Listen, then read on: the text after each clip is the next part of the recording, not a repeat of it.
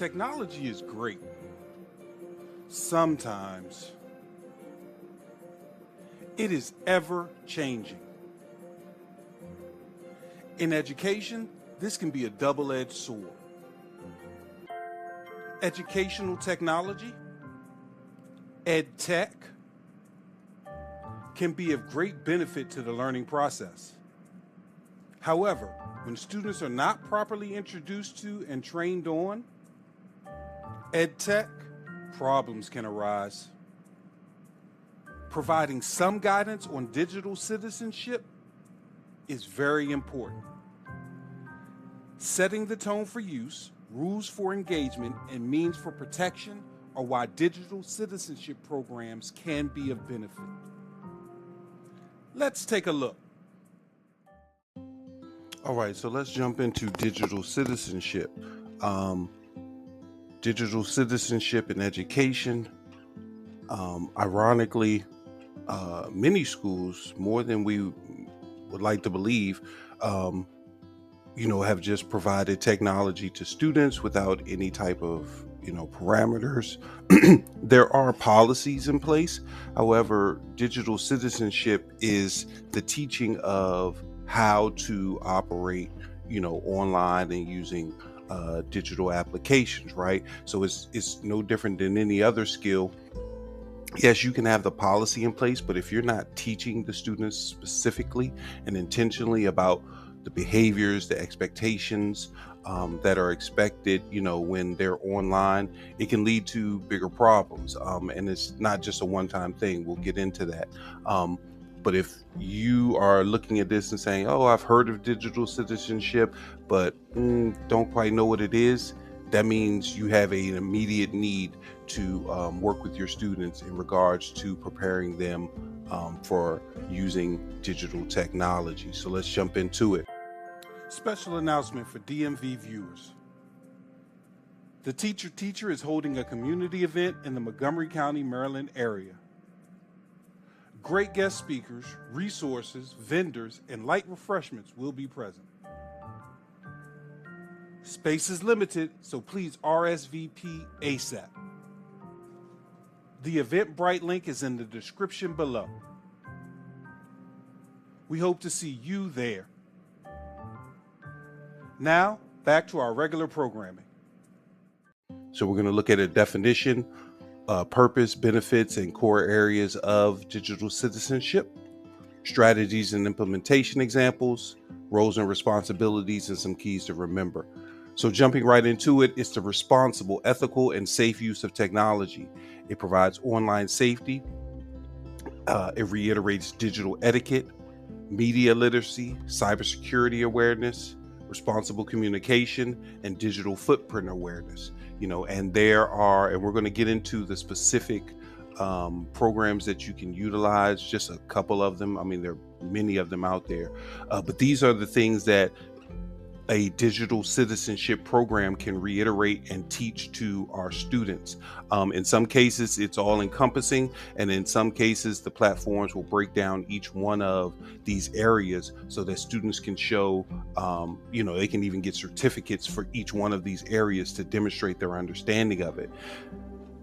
Doing so allows a teacher or a school then to enforce the policies, in a more succinct manner, because they are aware that, hey, students are being trained, they are being taught about how to use technology in the classroom. So what's the purpose? Prepare students for a technology-driven world, obviously. Promote safe and ethical online behaviors. This is a big one, with bullying and image altering and things like that. You want to show students how they should be operating online, not just give them the tool and assume, oh, they've been using technology since they were kids, they know what to do. No, they don't.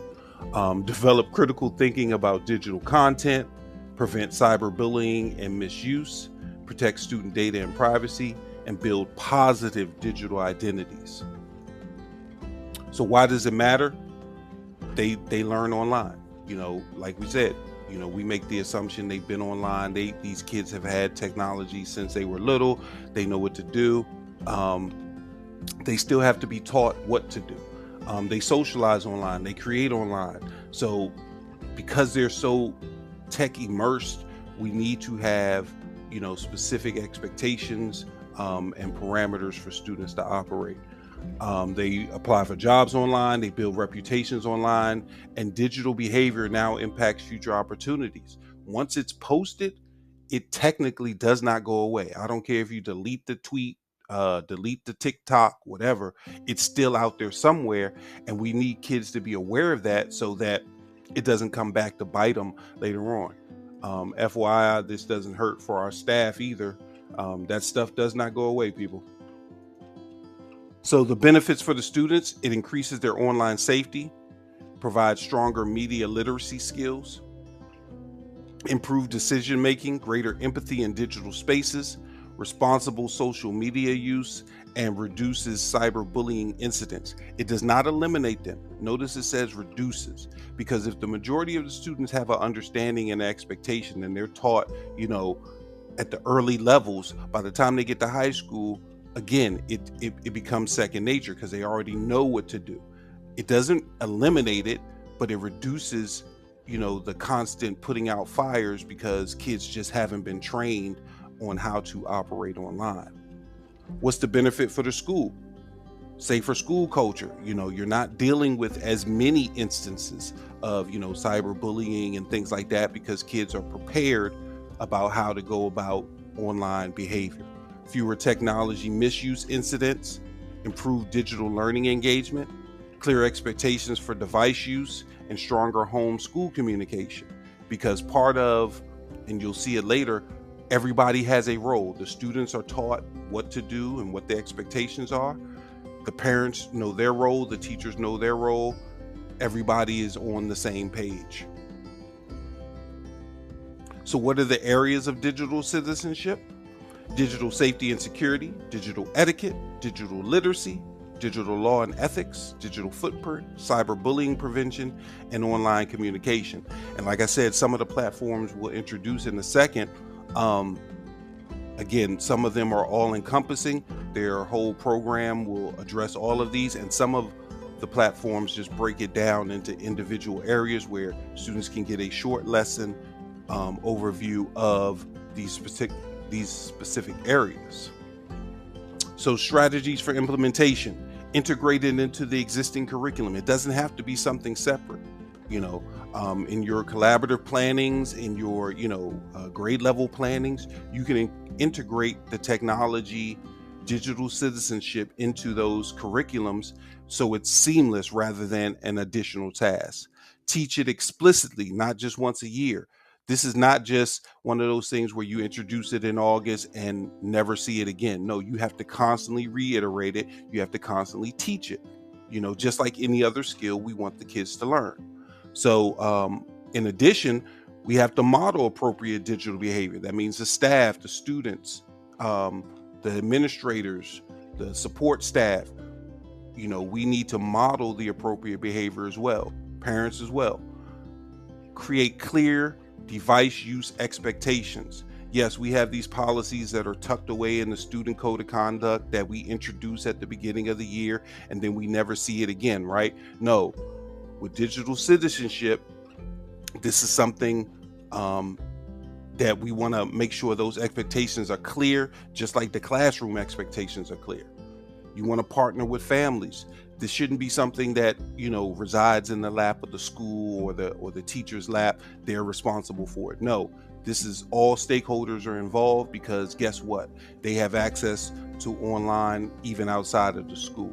And then provide ongoing professional development. Hello.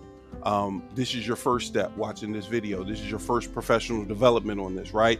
But now you need to ensure at least once a quarter, minimum once a quarter, teachers are, aware, the expectations are reiterated, means and ways of, integrating into the curriculum are discussed. So what are some implementation ideas? No, you're not going to do all of these all at once. That's not what we're saying. We're saying these are different ways you can integrate it seamlessly without, having to set up additional tasks. This is how you integrate it into the curriculum.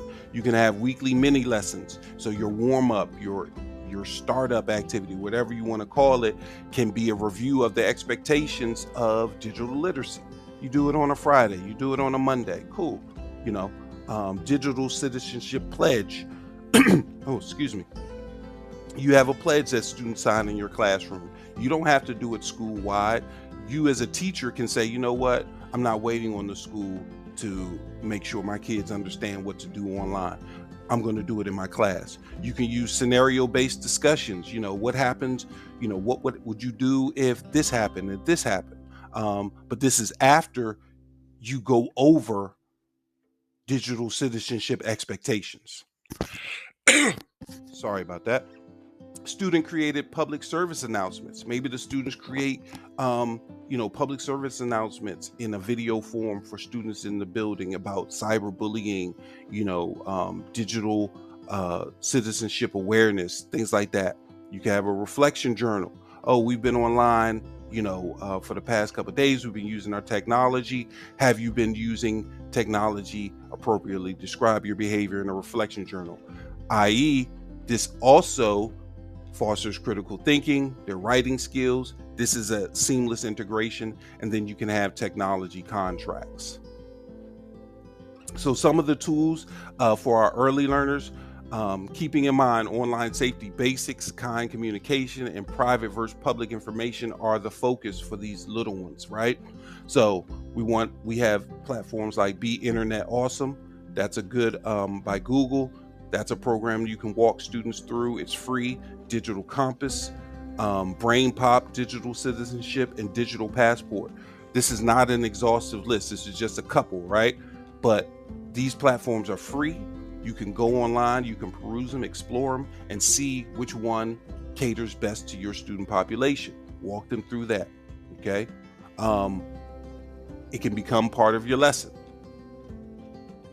When we get to the higher grades, 6 through 12, that secondary group, some of the same ones: Be Internet Awesome, Digital Compass, Brain Pop, Digital Passport. We also have Raising Children Network. It has more mature, examples. For the higher grades, you also have Microsoft Digital Citizenship and Google Digital Citizenship. I can say that. I can say it. All right, so what's the role of the teachers when it comes to digital citizenship? You want to model respectful digital communication, protect student data, monitor online classroom interactions. So even though they may have a computer in front of them, you're not just sitting at your desk while they're on the computer. You should be walking around seeing those screens, right? Because if you're in the front of the classroom and all the kids are on the computer, all you see is the back of their screen. You don't see what they're doing online. So you need to be moving around, use your proximity. Teach critical thinking. Address misuse immediately. Don't just say, oh, I'm gonna let you go this time. No, once we go through this program, we set the expectations. Whenever there's a violation, we address it immediately. We don't wait. And it starts with adult modeling. So that's the teacher. The teacher should be modeling the appropriate digital behaviors. And then parents and guardians have a role as well. So they need to monitor online activity.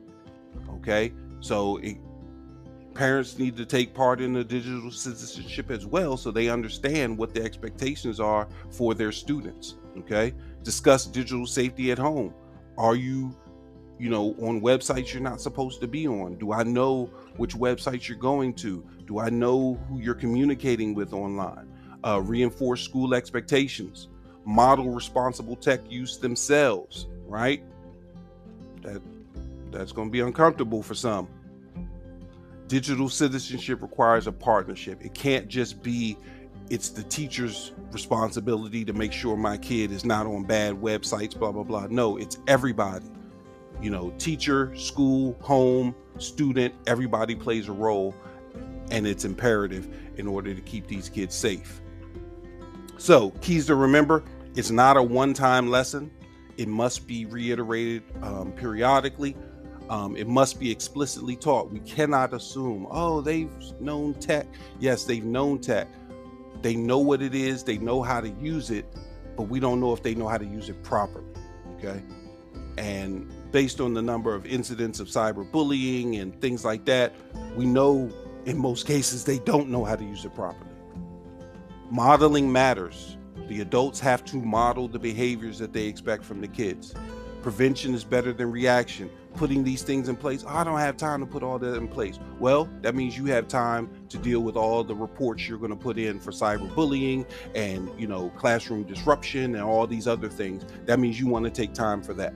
Okay, so you can either take time, implement this digital citizenship, make sure the expectations are clear, or you can react to the misuses. Start early and build annually. So we want to start at K. Okay, if we put a Chromebook in a kindergartner's hand or a first grader's hand, they need to go through digital citizenship, and we need to build on it. Align with school values and keep it age appropriate. So that's a quick overview. Hopefully you can explore some of those resources and begin implementing your digital citizenship program. We hope that was helpful. Remember, digital citizenship is not a one-time thing. Find ways to revisit the expectations throughout the year. Hopefully, doing so can reduce some of the reoccurring issues. Don't forget to like, comment, and subscribe. See you next time.